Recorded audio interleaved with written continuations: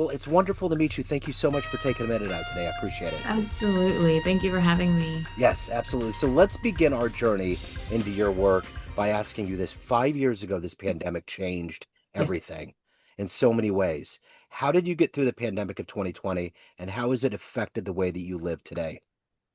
I bought a shop in 2020 when everyone was relegated to their houses and we were all wearing masks and no one wanted to go outside. I thought that was a great time to buy a retail shop. And it actually turned out really, really well. I was very successful with that. It was a beautiful beginning. And that kind of, I had 3 years there before I sold it to go finish up some educational stuff. And now I'm about to step into another brick and mortar. And without that kind of training, I guess, in the trenches of a pandemic, I don't know that I would be ready to do this. So for me, it was okay. Yeah. So let me ask you this. If I was to get a handle, there's so many things that you do. If I was to get a handle on what you do exactly on a daily basis, I'm going to do it by putting you in a grade school in front of 12-year-olds. It's career day, and one of the kids is like, "What do you do for a living?" How do you answer Yeah. him? A spiritual connector. Okay. So I help connect people to themselves. I help connect people to their higher self and spirit. I help connect people to each other or to organizations that are going to help them connect them to their past, reconnect them with their family, all kinds of different kind of connections there. So what did you want to be at 12 years old? What was your dream gig? Pretty much this. Okay. Okay. Yeah.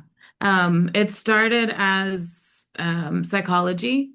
And then when I went to school for that, I was like, oh, there's a lot of rules that don't make sense here. That I'm so grateful that we have psychologists and psychiatrists that follow those rules. We need that as well in the world, but that wasn't for me. Yeah. I needed a little more wiggle room. So I just decided to do it my own way. But I've always just wanted to help people see what's really there. So take me back to where you were born and raised. You're a professional witch, you're a Mhm. spiritual connector, hypnotherapist, you're a aura photographer, tarot reader, energy. So there's so many things that go into it. How did all of these skills begin and maturate into your current state today?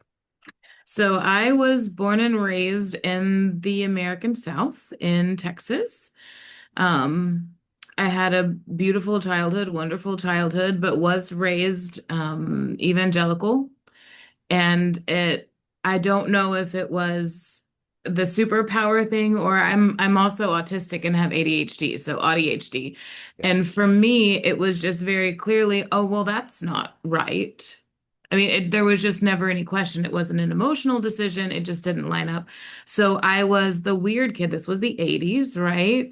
So I was the weird kid in the bowels of the library trying to figure out, I can see these things, I can hear these things. These people are telling me it's demons. It's not. So what is it? So I just spent my childhood kind of researching everything I could get my hands on. And the more I learned, the more I figured out what was in my lane and what was maybe for someone else to do. Like I don't do mediumship. I can talk to spirits, but it's not something that I want to do professionally. Yeah. So it was just kind of figuring those things out as I grew up. There's a lot of people, we come from Missouri and our motto is the show me state. There's a lot of people that need empiricism when it comes to the spiritual world. And I think it creates a lot of fear. And I think a lot of Yeah. that fear pertains to the afterlife and eternity and all of these questions. But I would imagine for someone that's tapped in and that can see that other side that most of us can't, does it kind of demystify that scary nature that people have of the unknown? It does take away a lot of the fear. But I've even had teachers that have passed and come, like, you can't ever get clear answers on exactly what it is. All I've ever been able to get from teachers that have passed, and other people have told me the same thing, is it's not the way you think it is.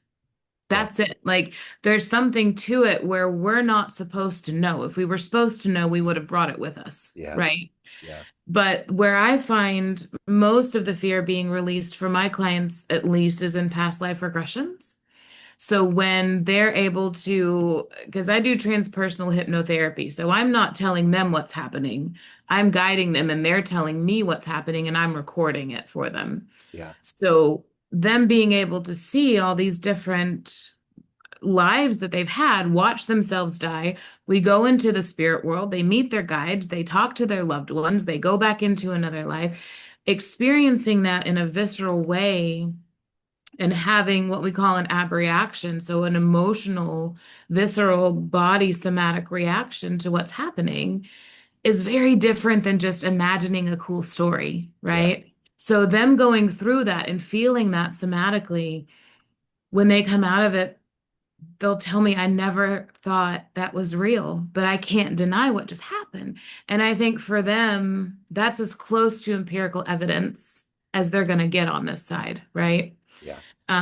Because even when you're reading for somebody or you have a spirit come in and you say, oh, they want to tell you this.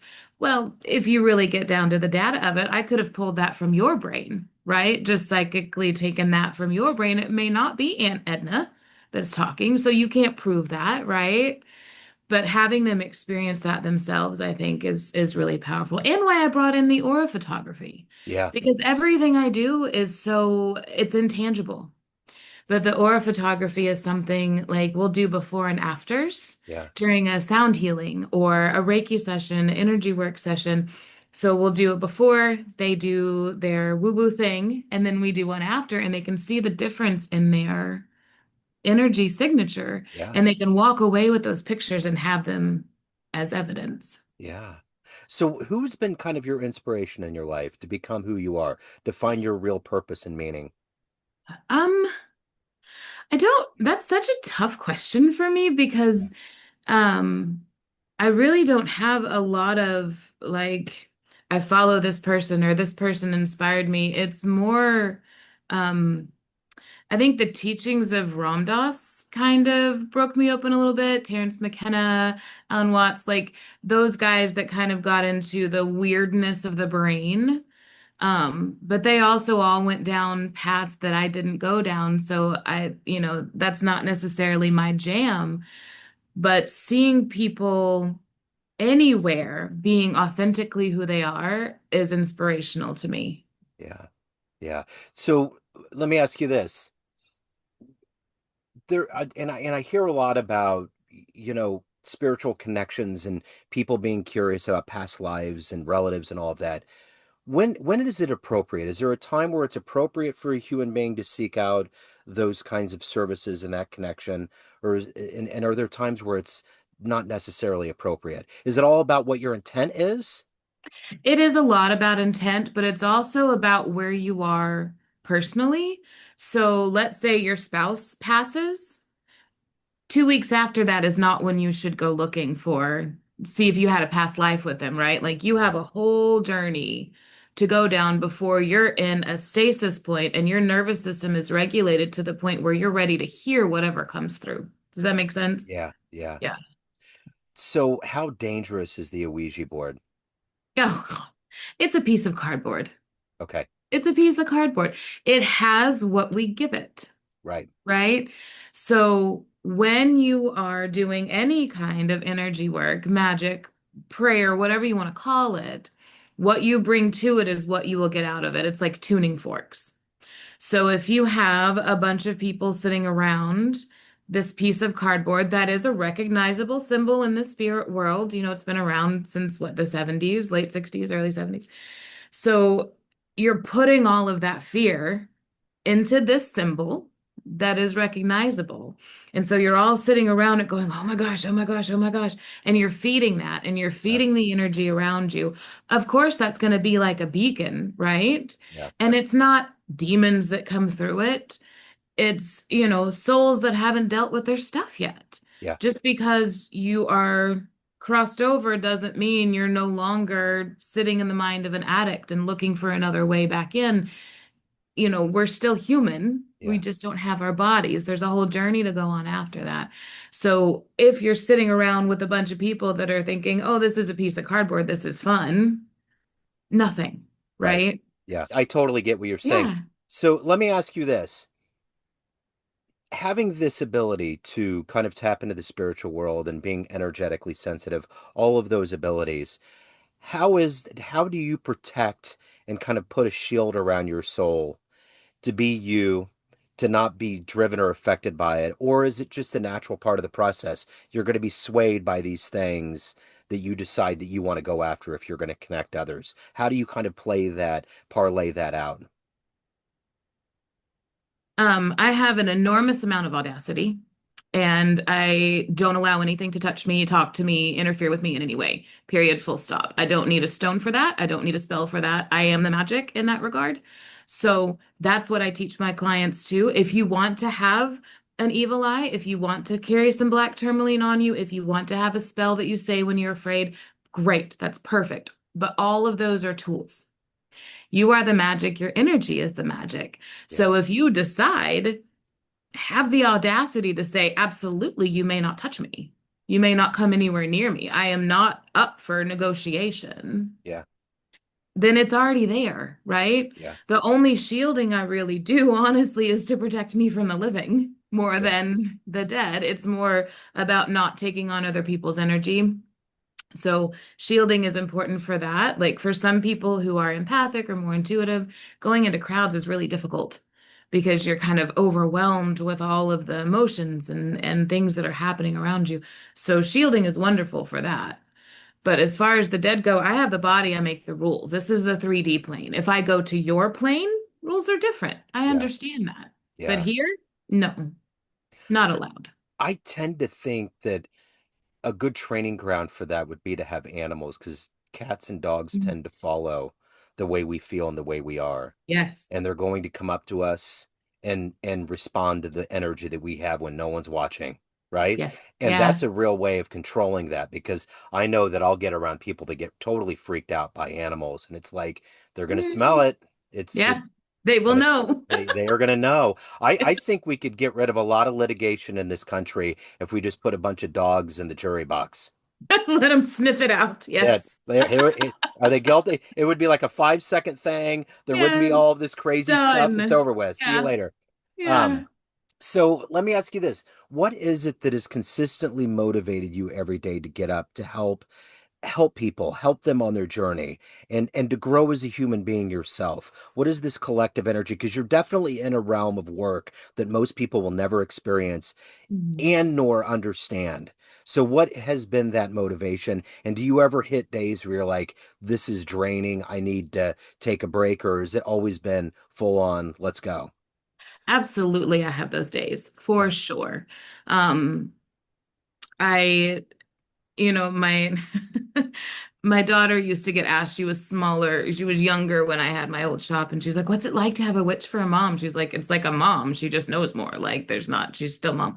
So there's nothing like mystical, magical unicorn about me. I still, when I go home, there's a lot of times I'm very, very fortunate to have the spouse that I have. My wife is amazing at understanding when I've been full on. Like this last weekend, I just did the New Hampshire Pagan Fair. It was a 2-day festival. Um, so I was doing aura readings all all weekend, and Yeah. I got home last night and was just done. Yeah. But she knows that. So she can anticipate that and she helps me. Like I could not do this job without having that support Yeah. because I get home, the house is vacuumed, the dog's taken care of, the cats have been fed. Like I can just come home and crash for a minute and then recharge overnight, sleep, and go at it again. But the reason I keep doing that and the reason that's worth it to me is because so many people are blind to how beautiful they are. Mm. And they're not being told how amazing and incredible they are. And they've lost touch with their divine spark. Like you're built of stardust, right? Just in a physics sense, you're built of stardust. And then when you take that and you take this divine spark that comes from the higher realms, the higher self, and you put that inside of stardust, like incredible. And people are walking around thinking how horrible they are. They're just disconnected. And being able to give people an opportunity to be seen and heard and validated, and to have them understand maybe for the first time that they're enough, no matter how we get there, whether that's tarot or photography, just a conversation, it doesn't matter. The goal is to reconnect them with their own inner wisdom and inner beauty and show them you can listen to yourself first before Yeah. you listen to anyone else, and bringing that back. That's what gets me out of bed every day. It's kind of like practicing therapy psychology 101. The number one thing that's a problem with human beings is that we beat our own selves down. Yes, yes. Right? And if we Yeah. can get out of that lane and move on, you had mentioned autism. My son's on the spectrum, and I Yeah. think about the way he has this amazing ability to just filter out all of the things that are Mm, so noisy for us and yes. gets to kind of hone in. And I always just take a step back and think how wondrous he is and Yeah. how he operates, because there's parts of him that has to try extra hard to do what comes naturally to the rest of the Yes. population. Yes. But there are so many things. I always find, the term is special needs or whatever it is. There is something really kind of special about him and all of the kids that I get to see, whether it's in Special Olympics or otherwise, that are just completely unfiltered yet uninhibited by all of and especially now, the noise in this world is Yeah. epic. It is. And, people who are neurodivergent, especially, it's a different operating system, Yep. right? So if you think about it, like, you have a Mac and a PC or something Uh-huh. like that. I'm not a computer person, that's my wife. But, you have these two different operating systems, and neither one of them is better than the other. They're Right. just different. And, but this one over here, the autistic operating system, we understand that everything is made up. We've made up language, we've made up rules, we've made up laws, we've made up hierarchies. Everything is made up. Yep. So it allows us to play within it a little bit differently Yep. than someone who buys into the idea that this hierarchy is real. Yeah. So it's just this different perspective that's beautiful that we have it, that it's in the world. Yeah. And then on the other side, I tell my wife all the time, I'm like, because the poor woman, it's me, and both of our kids are also ADHD. So she's like the only neurotypical person in the house. Bless her. I don't know how she does it. But I tell her all the time, like, we need people in the world that are like you, that can see from A to B and not have a whole a Yeah. whole side quest in the middle. Totally.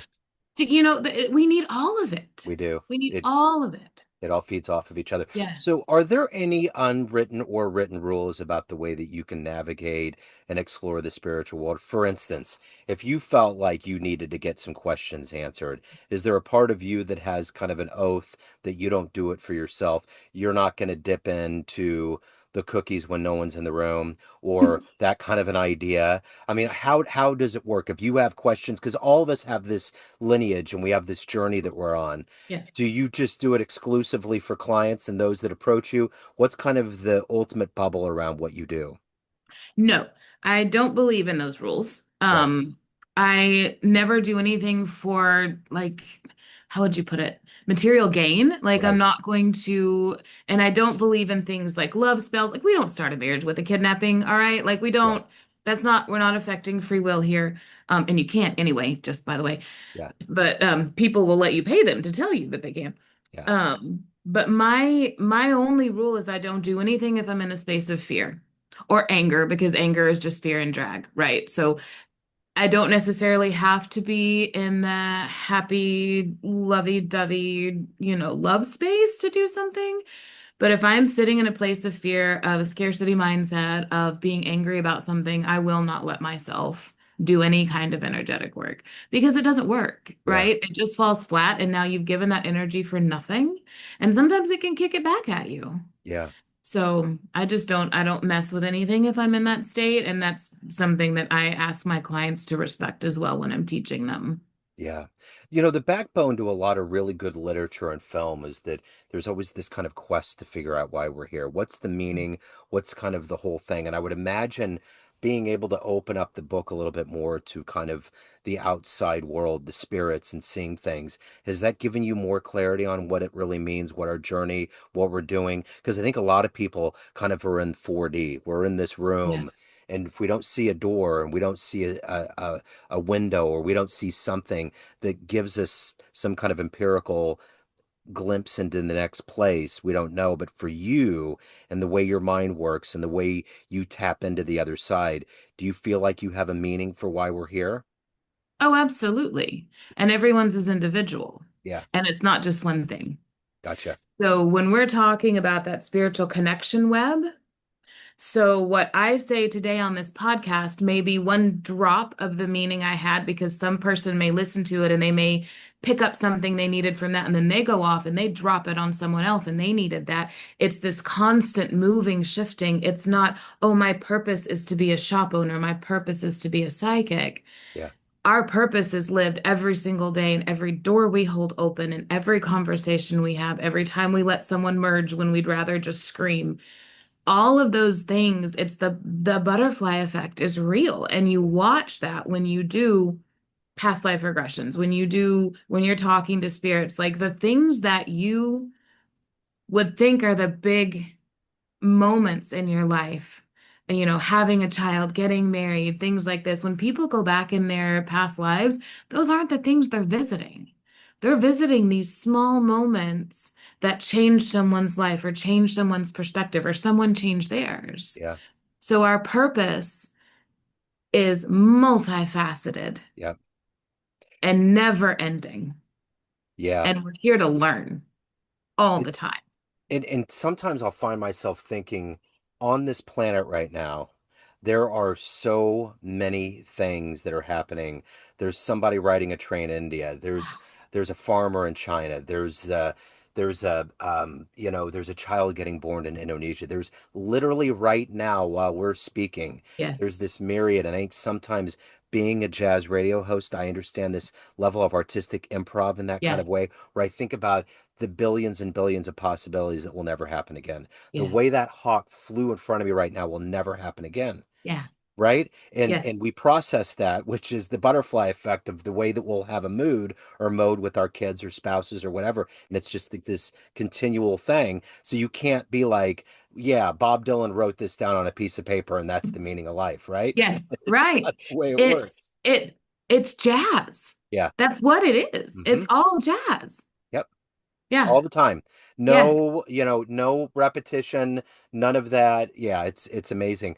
So let me ask you this. If you were to be, if let's just say in whatever way, whether you had a dream or you just walked into another room in your house and you ran into that 18-year-old version of you and you could give that version of you a piece of advice based on this life you've lived, the choices you made, the wisdom you've accumulated, what advice would you impart on that young version of you? Calm down. It's not that serious. Yeah. Yeah. The Leela, right? The play. Like, Yeah. don't take yourself so seriously and everything else so seriously. Just play. Yeah, I think one of my favorite quotes is from Charles Bukowski, and he said, "We're born geniuses and buried idiots." Yes. And Yeah. it is genuinely that idea that we put all of these fences around this, that wonder just gets totally eroded away like a sandbar on a beach over time. And Yeah. It does. yeah. Well, and I think too sometimes I'm 52 now, where I'll think back to like in my early 30s, someone will say I've just turned 30 or I'm in my 30s. I'm like, I don't even know exactly what I was hung up on then because we all have Right. these hang-ups, right? It's Yes. Yeah. just like Yeah. it's just it Exactly. goes away like the stars at night. All of a sudden the sun's up and you just don't see anything but cloud. It's like Yeah. it's just a new scene. Yeah. So let me ask you this. Of everything that you've done and accomplished, and more importantly, evolved to in this life, what are you the proudest of? My children. Yeah.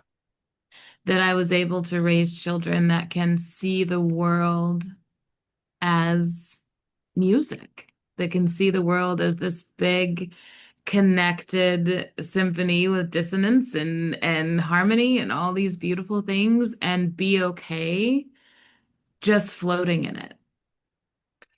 I love the way that you describe that. So about 2.5 weeks ago, John Batiste came to Kansas City. Mm, And John Batiste, beyond the music, is a ray of light that's impenetrable. His yeah. spirit and who he is just shines. So I didn't realize my wife really wanted to go, and I got tickets and we went, and she absolutely loves him, and I really wanted to see him as well. And he's so multi-genre. Anyway, I didn't realize the show was so unbelievable. He like snaked through the crowd, walked through the crowd like a New Orleans Oh, processional. And I found out that was the first show on his tour. He was kicking it off in Kansas City. So flash back, I think 3 days later, I'm moderating a panel with the Headhunters who Herbie Hancock set up in the 70s. And Donald Harrison's there and he taught John Batiste. oh, And it took me a minute and I was like, what? And he taught Notorious B.I.G. and he was just, yeah. he's this mind. And I start at one point, he starts talking about living in this modern world. And we're in a black church off 12th and Vine in Kansas City with this history and all of these spirits and this Yeah. energy flowing through. And he explains music being heaven. He was like, when you feel it, whether you're a performer or you're in the audience and you're right there and you're locked in, he said, that's heaven. And it was one of those revelatory quotes that I'll always remember because it Yeah. really is, like you said, there's a way that when you completely shut the outside world out and everything goes away, you enter this nirvanic realm of like that's what it is. That what however you want to describe heaven, if you can just completely get locked into something that makes you feel good and forget, boom, you're right there. It is. It is. And then you have, so Ram Dass calls it going into, we come out of duality to go into the one to go back out into duality. So if you can go into that space and then come back out of it and look at everything around you and the people around you, even the ones that piss you off, right? Yeah. Walking around and go, oh, you're a music note. You're a music note. You're all just part of this symphony. And you don't have to be closed off anymore to have that nirvana. You can have it in the Yeah. streets of New York. You know, you can just carry it with you. Well, and your mind can take you there too. It's like reading a book. You can completely construct, like when you just said New York, it reminds me of Yeah. my memories of being there, and it just makes me feel good. I don't Yeah. have to be there. I don't have to go through Right. the flying from Kansas City there. I can Exactly. be right in the middle of this concrete world where it's like, is the sun out? Because there's shadows Yeah. over me Tell, right yeah. right? It's just a weird sensation. So at the end of the day, everyone has a perception of you family, friends, clients, everyone that you know, but you run the show. What's your perception of you? Who do you think you are? I think I am a student and a teacher, and I try to be as compassionate as I can, and hopefully can help people reconnect to how beautiful they really are. Because I want my clients to not need me anymore. That's when Yeah. I know I've done my job. So that's why I call myself a connector. Like I'm not necessarily a mentor. I don't want to keep you in a Yeah. program, right? I want to lead you to you, and then you can go on and you don't need me because you can do everything I can do for you. So you want to be unemployable, ironically speaking. Right, exactly. That's the beauty and the sadness of it though, is there's always more people who need help. Yep. So it's not, it's not, they joke about, funeral home, you'll never got a business, right?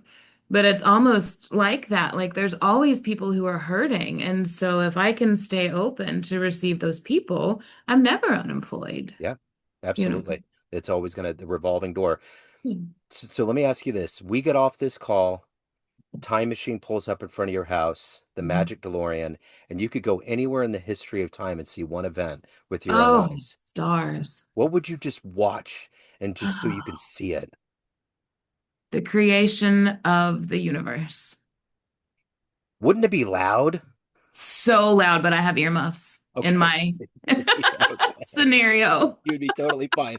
All right. So if anybody wants to hire you, they have any questions, because I would imagine in this realm there would be some exploratory probing to figure out what you need and why you Yeah, need it and what the right intent is.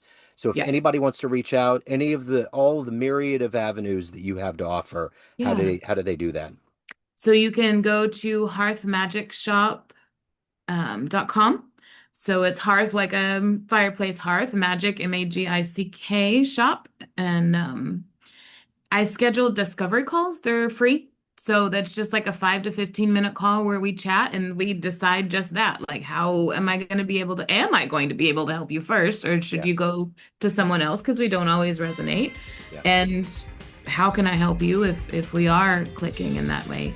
And then I'm hoping in the next week or two, sometime before the beginning of October, to be moving into another brick and mortar shop. So for anyone who is in the New England area, that's another avenue. Okay. This has been absolutely wonderful. Thank you so Yeah, much for your thank story. you. Thank you for your time. Best of luck with everything. Thank you so much. Cool. Thank you.